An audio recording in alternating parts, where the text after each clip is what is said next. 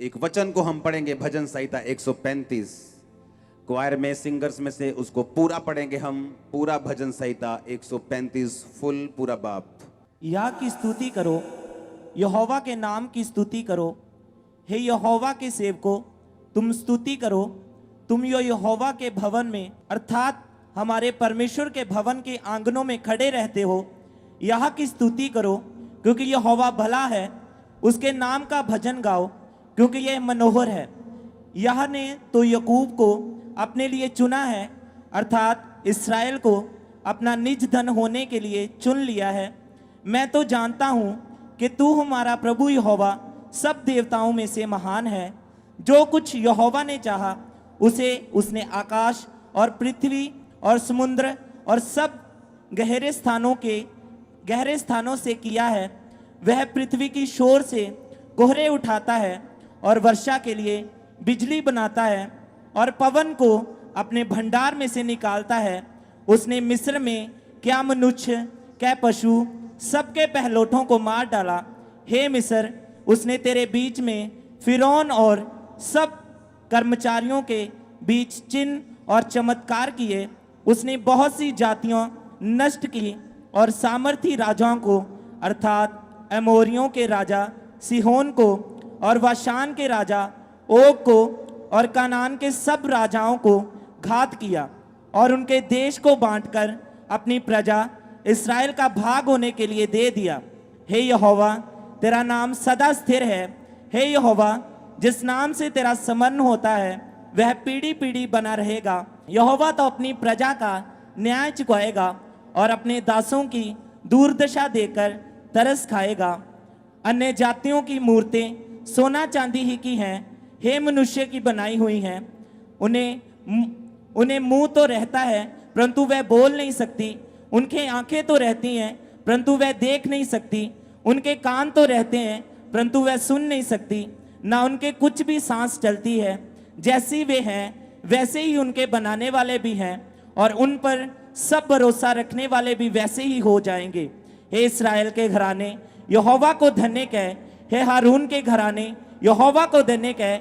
हे levy के घराने, यहोवा को धन्य कह। हे यहोवा के डरवायों, यहोवा को धन्य कहो। यहोवा जो यरूशलेम में वास करता है और सियोन को धन्य कहा जावे, यहाँ की स्तुति हो। जोर से तारीफ करो, जोर से। उसने कहा उसने बहुत सी जातियां नष्ट की। उसने सामर्थी राजाओं को, एमोरियों के राजा सिहोन को 10 आयत और 11 आयत में लिखा। बाशान के राजा, कनान के राजा, ये कौन थे सब राजा? ये अपने अपने टाइम के बड़े जबरदस्त और बड़े खतरनाक राजा थे। ये अपने अपने टाइम के जबरदस्त बड़े पावरफुल राजा थे और कहते थे ये इजरायली, ये लेबर वाली कौम जो मिस्र में लेबरर्स थे, जो मिस्र में दिहाड़ी करने वाली कौम, ये दिहाड़ी करने वाली कौम हमें हराएगी। ये मिस्र में दिहाड़ी करने वाले लोग बाहर निकल आए हैं, ये हमें हराएंगे क्या? तो परमेश्वर ने कहा उसने जातियां, सामर्थी राजाओं को उनके द्वारा हरा दिया। तुम्हारे साथ अगर परमेश्वर है तो घबराना मत, वो बड़ों बड़ों को डाउन कर देगा तुम्हारे सामने। और कैसे मालूम होगा कोई जेन्युइन मैन ऑफ गॉड है और कोई नहीं? जब परख आएगी, जब सिचुएशंस आएंगी, जब विरोध होंगे, तब मालूम होगा। हम खड़े रहेंगे, चमकेंगे पहले से अधिक यीशु मसीह के सामर्थी नाम में। उसने कहा उसने सामर्थी राजाओं का नाश कर दिया। एमोरियों के राजा सिहोन, बाशान का राजा, कनान का राजा, ओग राजा जो था वो बड़ा जबरदस्त राजा था। कांपते थे दूसरे राजा इनसे। जिस राज्य को ये मारने की ठान लेते थे उसको मार कर छोड़ते थे, इतने खतरनाक ये राजा थे। और ये कौन थे? कुछ दिन पहले लेबर कर रहे थे मिस्र की। कोई ईंटें बना रहा था, कोई कुछ कर रहा था और परमेश्वर ने कहा निकल आओ, मेमने को खाओ और निकल आओ। मैं तुम्हारा परमेश्वर यहोवा हूं, मैं तुम्हें आजाद करूंगा। मैं तुमको कनान दूंगा, इन सब देशों के, इनकी सब जमीनों को तुम्हारे अधिकार में दे दूंगा। उसने कहा हम तो लेबरर्स हैं, हम तो छोटे हैं, हमारे तो देखो हम तो सूख चुके हैं लेबर कर कर, हमारे तो पिंजर निकले पड़े, कंकाल निकले पड़े। परमेश्वर ने कहा इसलिए मैंने तुमको चुना है, अपने बुलाए जाने को सोचो सोचो सोचो सोचो, तुमको क्यों बुलाया है? तुमको बड़ा करने के लिए बुलाया मेरी बहन मेरे भाई। तुम ग्रेट होने के लिए बुलाए गए हो, ग्रेटेस्ट होने के लिए बुलाए गए हो। तुम उस परमेश्वर को नहीं मानते हो जिसे कीलों के साथ गाड़ कर रखना पड़े।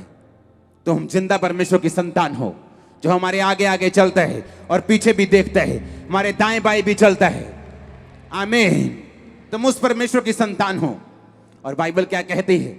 वचन में लिखा उसने बहुत सी जातियों को नष्ट कर दिया। उसने एमोरियों के राजा सिहोन को, बाशान के राजा, कनान के राजा, ऐसे ऐसे राजा, ओग राजा जो बड़ा राजा था, उसने कहा ये लोग हमें मारेंगे। ये बाशान का राजा ओग कहता था ये लेबरर हमें मारेंगे, ये दिहाड़ी करने वाले हमें मारेंगे। अरे हम तो जन्म से, हम तो पीढ़ियों से राजा हैं, हम तो पीढ़ियों से राज कर रहे हैं। हमारे रथों को देखो, हमारी तलवारों को देखो, तोपों को देखो, ये लोग हमें मारेंगे। परमेश्वर ने कहा अपने बुलाए जाने को सोचो, मैंने तुम्हें क्यों चुना? मैं बड़े बड़ों को तुम्हारे अधीन कर दूंगा, बड़े बड़ों पर तुमको जयवंत कर दूंगा यीशु मसीह के सामर्थ्य नाम में। ये परमेश्वर का प्लान पूरा होगा यहाँ पर, पंजाब में, इंडिया में, दुनिया में, जहां जहां खुदा के लोग रहते हैं। हालेलुया। क्योंकि हमारी लड़ाई शैतान के साथ है, हमारा किसी के साथ वैर नहीं। कोई 10 बार हमारा नाम लेके जो मर्जी बोले, हम आज भी उनके साथ प्यार करते हैं और करते रहेंगे। हालेलुया। क्योंकि हमारा टारगेट कुछ और है। हमारा युद्ध इस संसार का नहीं, हमारा युद्ध ये लड़ाई हमारी यहाँ की नहीं, हमारी लड़ाई शैतान के साथ है। और वो हमारे दुश्मनों से निपटेगा। जो धरती पर हमें अपना दुश्मन समझते हैं, यहोवा निपटेगा और तुम्हें ऊंचा करेगा। उसने कहा तुम्हें युद्ध करने की जरूरत नहीं होगी, तुम खड़े खड़े रहकर यहोवा के उद्धार का काम देखना, खड़े खड़े रहकर यहोवा के उद्धार का काम देखना। मैंने कहा वो तुम्हारे साथ है। जितना तुम समझते हो उससे कहीं अधिक वो तुम्हारे साथ है। जितना तुम समझते हो कहीं अधिक वो तुम्हारे करीब है। ब्लड के एक एक कतरे में वो तुम्हारे है। वो तुमको छोड़ेगा नहीं और त्यागेगा नहीं। बड़े काम में आपके परिवारों के ऊपर होता हुआ देख रहा हूं, बड़े काम में आपके लाइफ के ऊपर होता हुआ देख रहा हूं, बड़े काम आपको बड़े देशों में जाके करता हुआ देख रहा हूं, आपके पासपोर्ट्स को ब्लेस होता हुआ देख रहा हूं, आपके लाइफ में काम होता हुआ देख रहा हूं, आपकी फैमिली को बपतिस्मा लेते हुए देख रहा हूं, आपके लड़कों को नशा छोड़ते हुए देख रहा हूं, आपकी लड़कियों को व्यभिचार छोड़ते हुए देख रहा हूं।